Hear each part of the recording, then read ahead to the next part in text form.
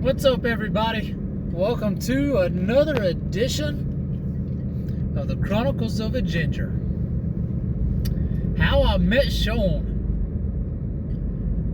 I first knew of Sean at CommScope where we were working. All I knew was he was a D-Mop, which at the time I just assumed he got the job because, like, when they asked him what position he wanted, he was like, D-Mop, boss, D-Mop. Trying to follow in his family's footsteps, thinking he was going to be a maid or something, janitorial services, and he looked into the D-Mop job. So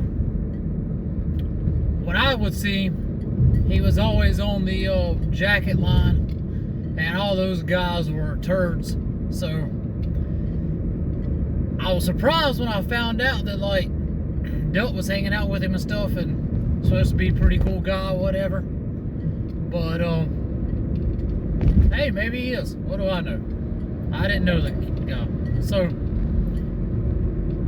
eventually we would get invited out to play football at Bunker Hill, and this is when I actually met Sean. So we pull up to play football, and I hadn't played in a couple of years, but when we played at East Lincoln, it was extremely hard hitting. Not like the normal backyard football when people say it's hard hitting, which means they just wrestle and I throw him down hard. That's wrestling hard. But we're actually hitting and stuff, and I wasn't exactly a big hitter, but eventually you learn to be. Eventually you learn that even at a whopping 135 pounds, if you run fast enough and hit somebody in the legs, they're going to fall. So we pull up, and here's this dude that, you know, I knew he was. He stands about 4'3", 265, all muscle. But you hit him in the legs, he's going to fall over. So we start playing, and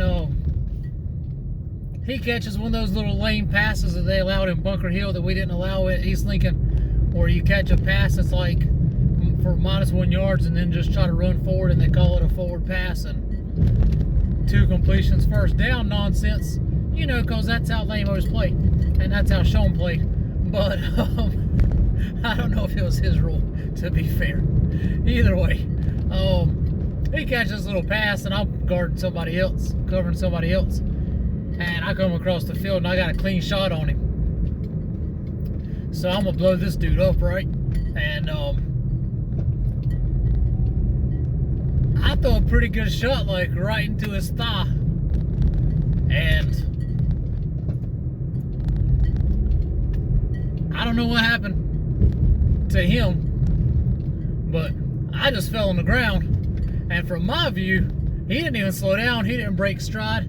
I assume he doesn't know I hit him, and I'm laying there on the ground looking back at him. What just happened? Like, what is that? So, okay, next time he catches one, I'm gonna blow this dude up. Like, I'm gonna unload on him. So he catches a pass, same nonsense, where, you know, I guess when your fingers are this wide and, you know, this long, you probably can't catch passes more than 1 yard. But he catches another one of these nonsenses, and I come running across the field, and this time, yeah, it's in my head, I'm blowing this dude up. So I go low, unload, and make sure I'm going to wrap up and everything. And then I'm laying on the ground again, watching this dude run down the field, thinking, what the heck? How is this possible? Like, I've never been, you know, the greatest hitter, but I've never had trouble, like, actually hitting people and at least hanging on to them, or at least slowing them down. I mean, I should at least make a pretty good speed bump, right? No. I assume if Sean's watching this, he, again, doesn't remember me hitting him. So, here we are.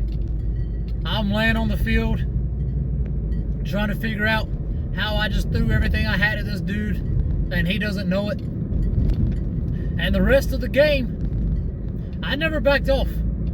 For the rest of the day, we played for a few hours. I'm just unloading and unloading and unloading. I guess I shouldn't say I never backed off. I think by about hour 3, I probably turned it into two-hand touch or something. Just desperately trying to let my body recuperate, or I was exhausted. But I've never once played football in my life to that point where I hit people and I couldn't tackle them. Not like I was a 100% tackler, but a whole day I can tackle somebody. Like, I can get them once. But I never got him. I probably hit that dude 28 times and was 0 for 28. And yeah, that was eye-opening. That's when I first learned who Sean really was. And that was before I would eventually hear about him on the radio when the local sports talk was talking about the best high school players in North Carolina history. And that dude got sandwiched between Julius Peppers and Leon Lett. So there you go. That's how I met Sean. Chronicles of a Ginger. Yay!